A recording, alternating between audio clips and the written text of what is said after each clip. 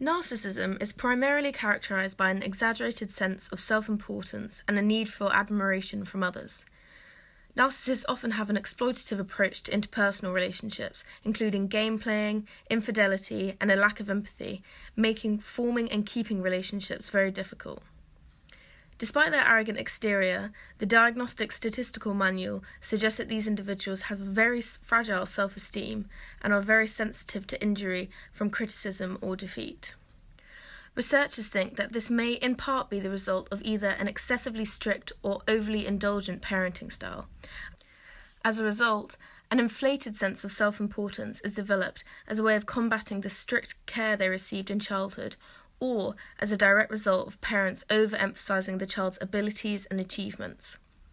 In recent years, genetics and structural differences in the brain have also thought to play a role in the development of narcissism. For example, one study by Mao et al. In 2016 found that those with narcissistic personality disorder had reduced cortical thickness and volume in the areas of the brain associated with social behavior and the control of emotion regulation. This makes sense if we think back to some of the typical features of narcissism, as narcissists often display challenging social behavior.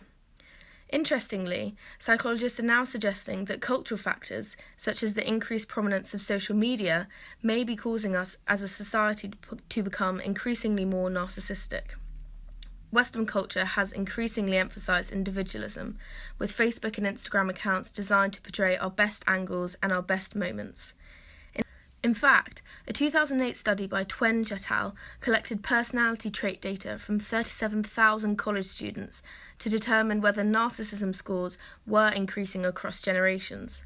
Sure enough, the study found that narcissistic personality trait scores rose just as fast as obesity from 1979 to 2008, a massive 30% increase in average scores. This trend is hardly surprising. In general, social media websites encourage self-promotion, as users generate all of the content. And recent surveys suggest we spend more time online now more than ever. One thing researchers can agree on is this: the development of a healthy self-esteem offline, which is built upon accomplishments we've mastered, values we've adhered to, and care we've shown towards others, is crucial for children's mental well-being and cognitive development, and may also be the solution to fostering a less narcissistic society.